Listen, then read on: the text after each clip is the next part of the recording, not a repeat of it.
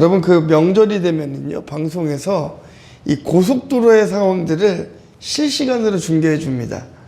그렇죠. 그것도 아주 상세하게 자세하게 또 여기부터 여기까지는 몇 시간이 걸리는지 아주 상세하게 알려줘요. 근데 가만히 보자면요 조금 덜 막히는 길이 있을 뿐 어느 길이나 명절에는 다 밀리더라고요. 그렇죠. 예, 저도 이제 결혼을 하고 처음 명절을 이제 맞이해서 저희 그 친할머니께서 부천에 계셨습니다.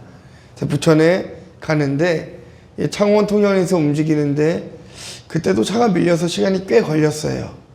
근데 이제 문제는 이 부천에서 전라도에 계시는 또 우리 외할머니에게 가야 되는 이 길이 문제였습니다. 시간이 얼마나 걸렸을까요? 이 부천에서 전라도까지 가는 길이요 너무 밀려서 10시간, 11시간을 운전하고 갔던 기억이 있습니다. 저는 그래도 명절 때마다 이런 정체 상황을 오랫동안 경험했기 때문에 그래도 어느 정도 익숙하기는 했는데요. 이제 처음 이제 시집으로 온 저희 아내는 이런 상황이 처음이었기 때문에 정말 힘들었을 것 같아요. 이렇게 차가 막히고 움직이기 힘든 상황이면은 우리가 시골에 안 가면 그만이잖아요. 그런데 왜 굳이 시골을 찾아가고 할머니에게 또 인사하러 할아버지에게 인사를 드리러 우리가 찾아가는 걸 거예요. 우리가 그것은요 우리를 기다리고 있는 할머니와 할아버지가 계시기 때문인 거죠. 차는 막혀서 너무 힘들지만 만날 때 기뻐하실 우리 부모님 그리고 할머니, 할아버지를 생각하면은 그 길이 꼭 힘들지만은 않은 것 같습니다.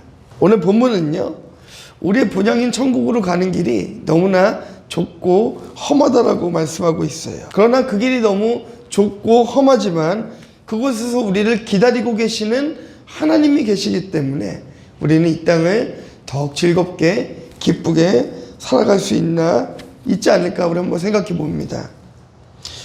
그러나 넓은 길은요 여러분 움직이기가 너무너무 편하고 하나님의 간섭이 없이 살아갈 수가 없는 길이지만 결국 그 길은 천국의 길이 아니라 멸망의 길이다라고 말씀은 증언하고 있습니다. 이제 민족의 명절 이제 설을 맞이해서요 자주 뵙지 못하는 친지들도 친척들도 이제 만나게 될 것이고 믿지 않는 또 가족들도 이렇게 덜어 만나게 되시겠죠. 이번 설에는요 좁은 길을 먼저 가고 있는 우리들이 좀 넓은 길을 걸어가고 있는 우리 가족들에게 복음을 전하는 그런 좀 명절이 되었으면 합니다. 또 오늘 말씀을 들으면서 이 좁은 길을 향해 가는 우리들이 먼저 된 자로서 가족들에게 복음을 전하고 세상 사람들에게 본이 되는 여러분들이 되시길 주님의 이름으로 축복합니다. 첫 번째는요 이 본향으로 가는 길은 좁습니다. 우리 13절 말씀 한 번만 같이 읽어보도록 하겠습니다. 시작.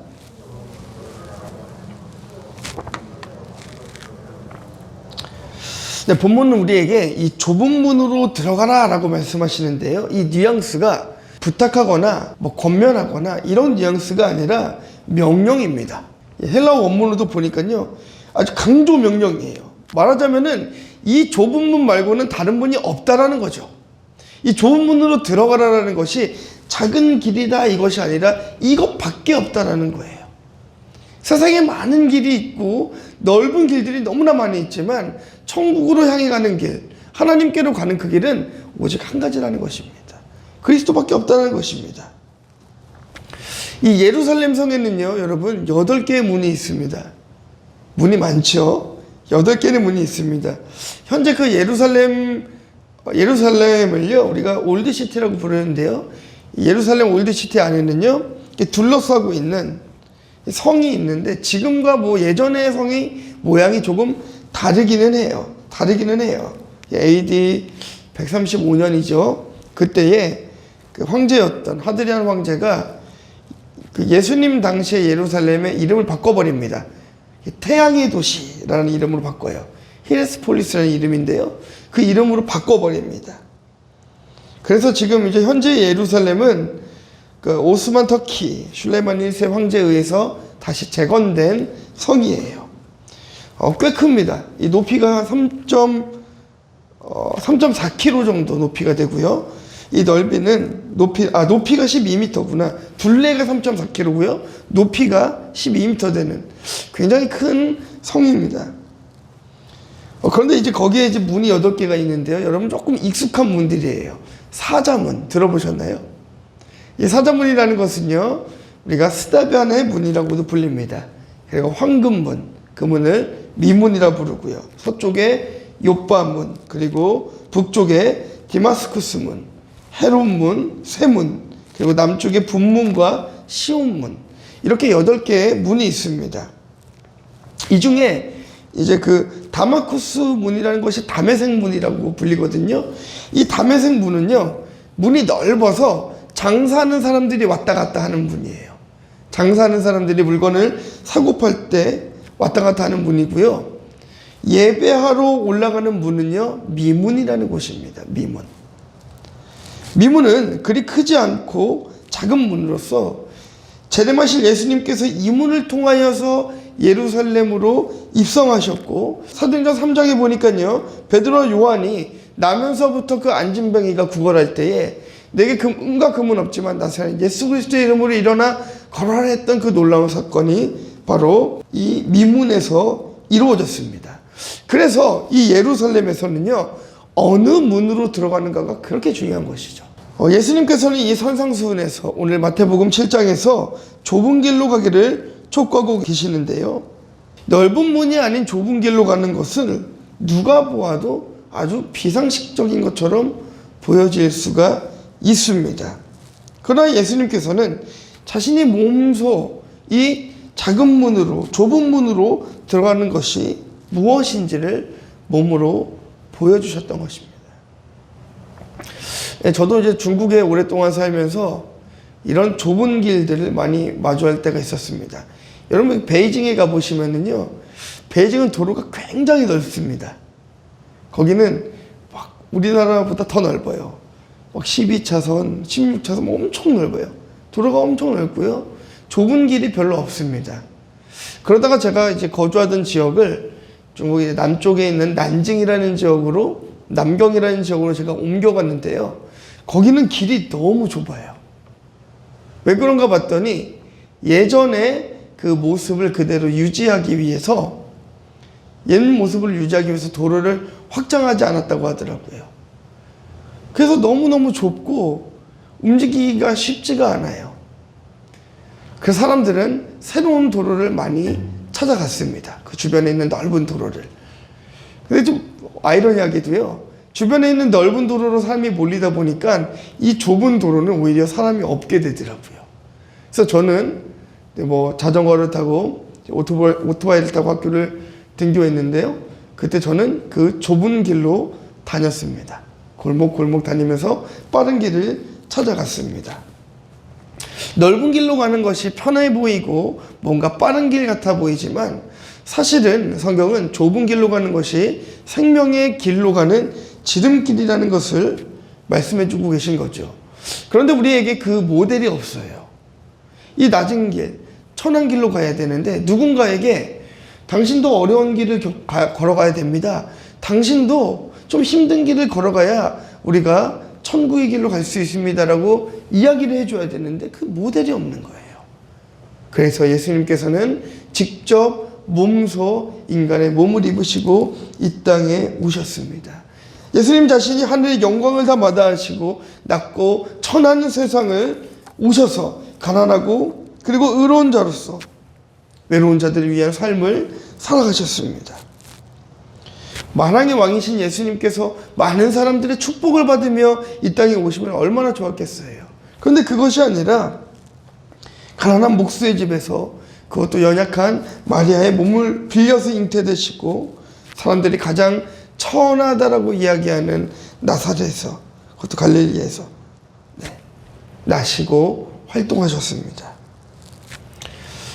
한번 상상을 해봤습니다. 만약 예수님께서 조금 화려하게 정말 그 왕 같은 모습으로 이 땅에 오셨다면 예수님을 믿는 자들이 더 많았을까요? 그러나 예수님께서는 많은 사람들, 모든 사람들을 구원하려고 이 땅에 오신 것이 아니라 예수 그리스도를 믿음으로 믿는 자들을 구원하러 이 땅에 오셨기 때문에 좁은 문을 선택하셨습니다. 좁은 문은 오직 한 가지입니다. 요한복음에 보니까요, 내가 곧 길이요 진리요 생명이니 나로 말미암지 않고는 아버지께로 올 자가 없다. 아버지께로 갈 수 있는 유일한 길이 그리스도를 믿는 길이라는 것을 예수님은 반복해서 말씀하시는 거예요. 예수 그리스도가 아니면 천국에 갈 수 없기 때문에 그 길이 하나이기 때문에 바로 좁은 문인 것입니다. 그런데요, 이 좁은 문으로 가기 위해서는요, 예수님을 따른다라는 것에는 우리가 믿음도 중요하지만 실천과 행동이 함께 동반돼야 되는 것입니다. 예수님 당시에 그 서민의 집은요, 여러분, 이 지붕이 낮습니다. 지붕이 낮고요, 그 작은 공간을 또 방을 두 개로 나눠야 돼요. 그 이스라엘의 가옥 구조를 혹시 들어보신 적이 있을까 모르겠습니다. 보통은 이게 4등분을 해요, 집을. 그래가지고 동물을 겨울에는 안에서 들여서 삽니다. 난방 대신에. 추우니까 이 동물을 집으로 들여서 그 1층에 방 한 켠을 들여서 거기서 동물을 길러요. 그 2층에 사람이 살아갑니다. 근데 지붕이 낮으면은 쉽지 않겠죠. 가난한 자들은 그렇게 낮은 지붕에서 살았어요. 들어가는 문도 굉장히 좁습니다. 집과 집 사이로 이어진 길, 그리고 동네와 동네를 연결해주는 모든 길도 다 좁았다라고 말합니다. 반대로 이 예루살렘에도 넓은 길들이 있었다고 해요. 이제 마차나 수레를 타고 튼튼하고 아주 넓은 길을 걸어가다 보면은요, 어디로 가게 될까요? 왕궁이나 부자 동네, 관공서, 부유층들이 사는 그곳에 대저택들을 만날 수 있다라고 해요.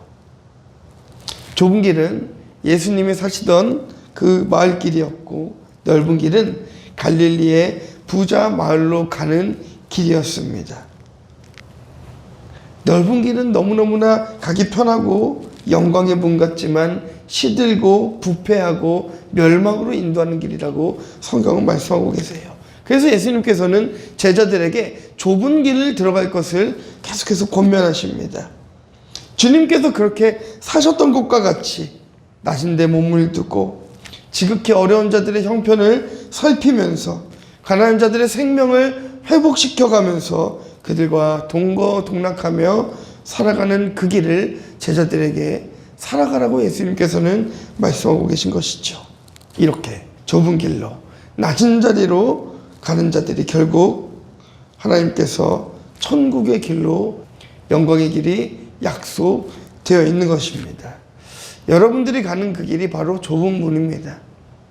여러분 이 자리에 왜 오셨습니까? 하나님의 은혜에 감사해서 이 자리에 오신 거 아니겠습니까? 우리가 세상에 나가 있지 않냐고 예배의 자리를 선택하여 온다는 것은 우리는 좁은 문을 선택하여 이 땅에 이 자리에 왔다는 것입니다. 지금 당장은 그 문이 너무 좁고 협착해서 그 자리를 떠나고 싶을 때도 있을 거예요.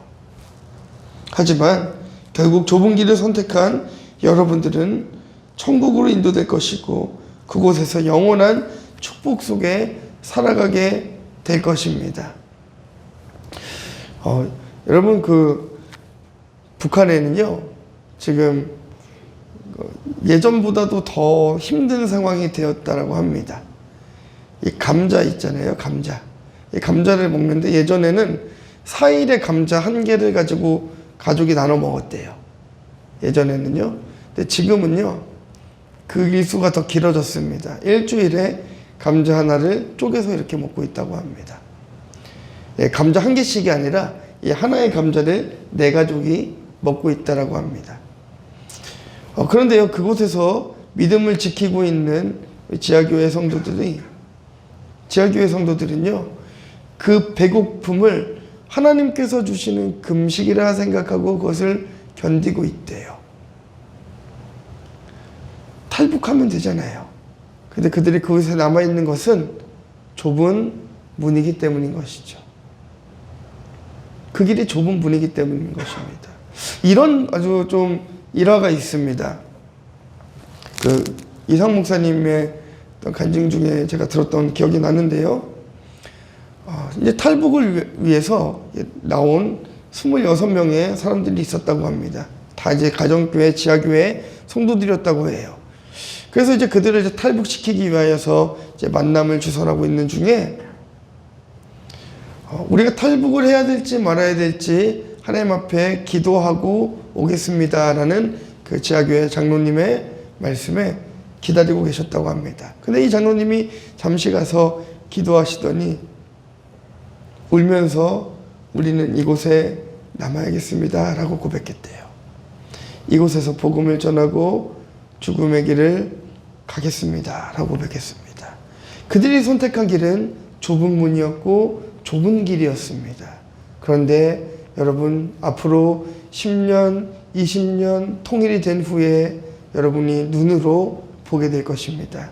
그들이 걸어간 그 좁은 문이 작은 씨앗이 얼마나 많은 열매로 맺게 될 것인지 확인하게 될 것입니다. 여러분, 본향으로 가는 길은 좁지만 그 길을 걸어가면 결국 우리는 천국으로 갈 수밖에 없습니다. 그것을 잘 믿고 이 땅에서의 조금의 고난과 힘듦을 잘 견뎌내실 수 있는 여러분들 되시기를 주님의 이름으로 축원합니다. 자, 두 번째는요, 좁은 길은요 찾는 자가 적습니다. 네, 말씀 보도록 하겠습니다. 시작.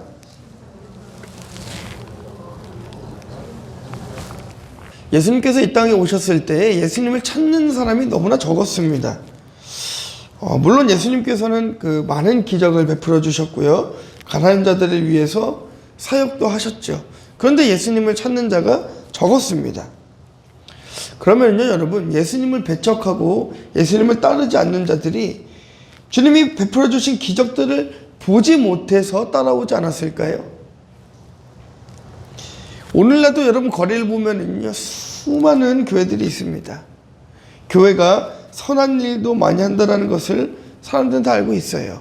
뭐 일부 아주 조금 몰상식한 비정상적인 기독교인들을 인하여서 좀 욕을 먹기도 하지만 근본적으로 교회는 선한 사업에 힘쓴다는 것을 이 세상 사람들이 다 알고 있습니다. 그러나 그들이 교회로 오지는 않습니다. 유대인들도 마찬가지였어요. 이 오병이어의 기적을 눈으로 목격했고 죽은 나사로가 살아나고 손마른 자가 정상으로 돌아오고 예수님께서 베풀어 주시는 수많은 기적들을 그들은 눈으로 보았지만 그들은 예수님을 믿지 않았습니다. 이유는 간단합니다. 왜일까요? 그들의 본향과 예수님의 본향이 다르기 때문인 것이죠. 세상에 많은 도로가 있지만, 세상에 많은 길이 있지만 여러분의 집으로 인도하는 도로는 딱 정해져 있어요. 예수님은 천국을 향해 달려가고 계셨고 본향으로 우리를 인도하고 계시는데 예수님을 핍박하는 자들은 예수님과 자기 집이 달랐던 것이죠. 여러분 좀 입장 바꿔 한번 생각해 보시겠습니까? 여러분 집에 모르는 사람이 들어오면 어떡하시겠어요? 경찰에 신고해야죠. 그렇죠? 모르는 사람이 내 집에 들어온다라고 한다면, 모르는 사람이 내 집에 들어온다고 하면 그건 도둑입니다. 모르는 사람이 내 집에 들어온다고 한다면 그것은 막아야 됩니다. 들어온다 하더라도 문이 잠겨 있어서 들어올 수가 없습니다. 우리는 우리의 길 대신 예수 그리스도, 우리의 열쇠 대신 그 예수 그리스도를 따라가면은 천국의 길로 가는 거예요. 그것은 기적을 목격했다라고 해서 가능한 것이 아닙니다.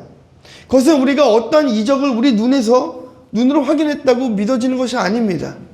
죽은 나사로가 눈앞에서 살아나는 것을 보고도 믿지 못하는 자들이 있었고요. 오병이어의 기적이 눈앞에서 이뤄졌지만 그걸 보고도 예수님을 믿지 못하는 자들이 수두룩했습니다.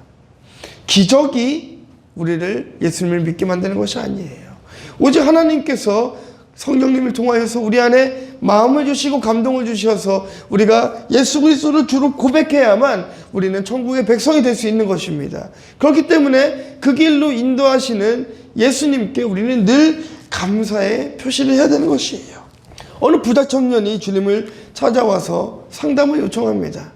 어떻게 해야 내가 영생을 얻을 수 있겠습니까? 그때 예수님 뭐라고 대답하시죠? 계명을 지키라고 이야기하십니다. 어떤 계명이죠? 하나님을 사랑하고 이웃을 사랑하라는 두 가지의 큰 계명을 말씀하십니다. 주님께서는 이 청년에게 방해가 되는 것은 부요함이라는 것을 아시고 자기 재물을 팔아 가난한 자들에게 나누어 줘라 라고 권면하십니다. 그 청년은 많은 물질을 소유하고 있었지만 마음에 평안이 없었고 영혼의 구원의 문제는 해결할 수 없었기에 스스로 피폐함을 느끼게 되었던 것이죠. 그런 청년에게 물질을 포기하고 좁은 문을 선택해라라고 주님께서 말씀하셨던 것입니다. 여러분 이제 설에 친척들을 만나고 가족들을 만나면 믿지 않는 분들도 계실 거예요. 그런 분들에게 복음을 전해야 합니다. 싸우지는 마세요. 다투지는 마세요. 설거지 한번 더 해주시고 전도 한번 더 부어주시고 그분들보다 조금 더 청소도 좀 더 많이 해주시고 그리스도인으로서 본을 보이면서 우리가 복음을 좀 전해봤으면 좋겠어요. 나와 함께 조금 좁은 길을 가자고 손 잡았으면 좋겠습니다. 근데 참 이런 얘기를 많이 듣습니다. 저 사람은 씨알도 안 먹힐 사람이야. 저 사람은 복음을 전해봤자 들을 사람이 아닙니다. 절대로 듣지 않습니다. 절대로 교회 듣지도 않고요. 저 사람은 절대로 교회 갈 사람이 아닙니다라고 이야기하는 사람들이 있는데요. 여러분 거꾸로 생각해 보세요. 여러분은 교회에 오실 수 있는 사람들이었습니까?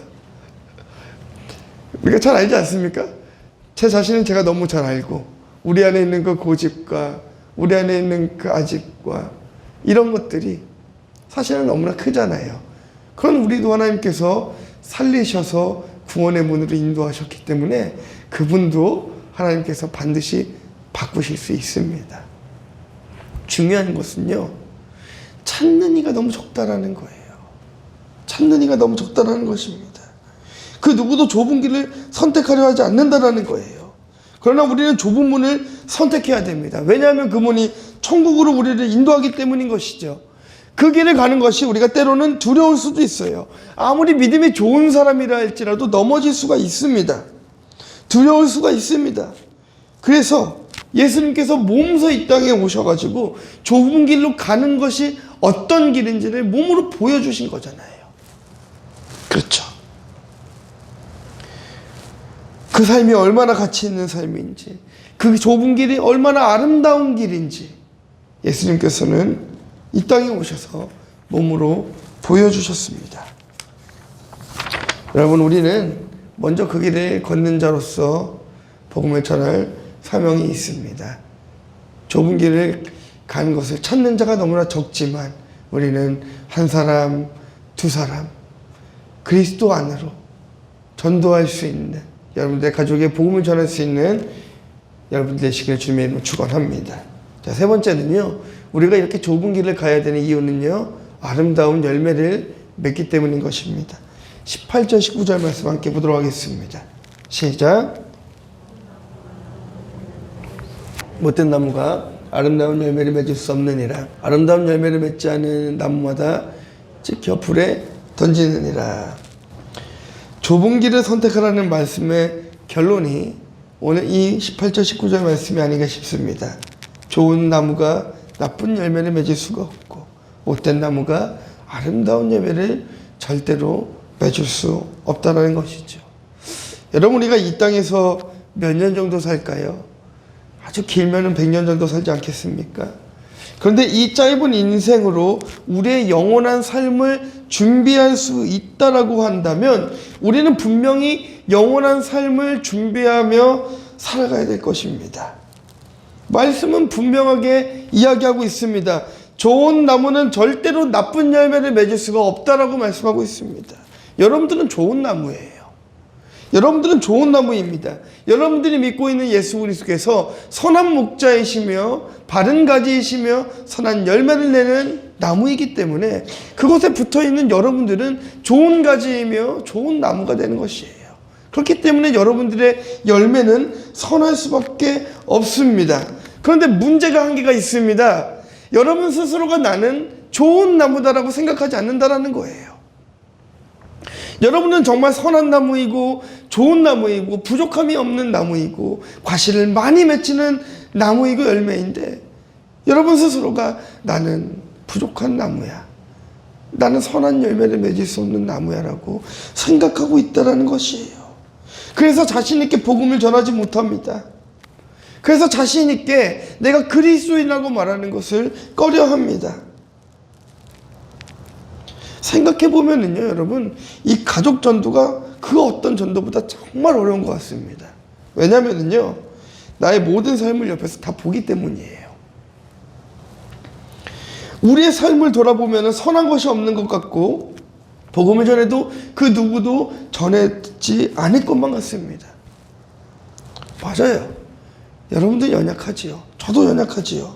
그러나 하나님은 늘 오르시고 강하시기에 우리가 입을 벌려 복음을 전하면 우리 안에 계신 성령님께서 여러분들을 도와 담대하게 복음을 증거하게 하시고 믿음을 주시는 것입니다. 여러분 꼭 기억했으면 좋겠습니다. 좁은 길을 가고 있는 여러분들은 선한 열매이고 여러분들은 좋은 나무입니다. 예, 한번 고백해볼까요? 저를 따라 고백해볼까요? 나는 좋은 나무다. 나는 선한 열매를 맺는다. 왜요? 예수님 때문에. 여러분 안에 계신 성령님 때문에 여러분들은 반드시 선한 열매를 맺을 수밖에 없습니다. 문제는 19절이죠. 아름다운 열매를 맺지 않은 나무는 찍혀 불에 던져진다는 것이에요. 여러분의 소중한 친구들이, 여러분의 소중한 가족들이 구원의 길을 걸어가야 되지 않겠습니까? 그렇죠. 자, 그래서 제가 이 첫 번째에도 두 번째에도 이 마지막에도 여러분 가족에게 복음을 전할 것을 강하게 당부. 우리가 신앙의 길을 가는 데 있어서 이 동행이 중요하다는 것은 너무나 잘 알고 있을 것입니다. 그런데 그 좁은 문으로 동행하는 것이 여러분 가장 행복한 것이에요. 좁은 문을 함께 동행하는 것이 정말 행복한 것입니다. 브리스길라 아굴라, 수고하며 바울의 선교를 도왔던 부부였죠. 이상적인 부부의 상을 보였습니다. 믿음의 길을 함께 걸었습니다. 입이 뻣뻣한 모세를 위해서 그의 형 아론이 대변자가 되어서 또 말씀을 대신 전해주었습니다. 안드레는 그의 형 베드로에게 복음을 전했습니다. 그래서 함께 주님의 제자가 되었습니다. 나사로, 마르다, 마리아, 이 3남매는 어떻습니까? 믿음 안에서 서로 의지하며 살았고 예수님의 특별한 사랑을 받았습니다. 예수 그리스도 안에서 부부가 합심하고 가족이 한마음 한뜻으로 연합해서 기도하면 하나님께서는 그 자리에서 함께 하시고 늘 응답하시는 것입니다. 네, 결론입니다. 네, 사랑하는 성도 여러분, 참 많은 설교를 들었고 많은 이야기들을 들었지만 여러분 좀 기억하셨으면 좋겠는 것이 있습니다. 여러분이 가고 있는 그 길이 바로 본향으로 가는 길이라는 것을 알았으면 좋겠습니다. 여러분이 걷고 있는 그 길이 우리의 본향인 천국을 향해 가고 있는 길이라는 것을 여러분들이 아셨으면 좋겠습니다. 그 길이 좁아서 좀 힘드신가요?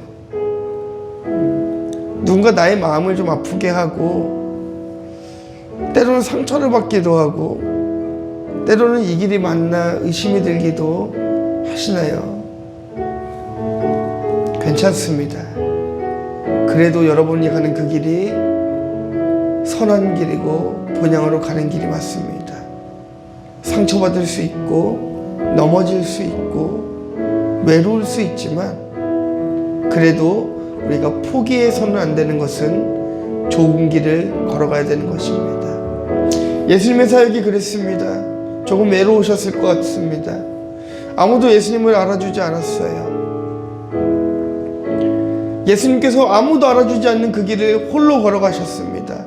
그런데 그 길을 걸어가신 이유는요, 그 십자가의 길을, 그 고통의 길을, 그 고난의 길을 예수님이 몸소 걸어가신 이유는 우리들에게 먼저 보여주신 거예요. 그 길을 가는 것이 외롭지만 그 끝은 영광의 자리라는 것을 보여주신 것입니다. 그 길은 생명의 길입니다. 본향에 가는 길은 좁지만 그 길은 생명의 길입니다. 그래서 우리는 담대하게 복음을 전해야 되는 것이죠. 이 시간 우리 함께 기도했으면 좋겠습니다. 이 명절에요, 복음을 전해서 가족들을 생명의 길로 인도해달라고 기도했으면 좋겠어요. 믿지 않는 남편, 믿지 않는 자녀, 믿지 않는 부모님, 믿지 않는 친구들, 친척들, 하나님, 이번 설에는, 이번 명절에는 하나님 저의 입술을 통하여서 복음을 증거하게 하시고 하나님 그들과 함께 좁은 길을 갈 수 있도록 도와주시옵소서. 우리 함께 기도하도록 하겠습니다. 할렐루야. 하나님 감사합니다.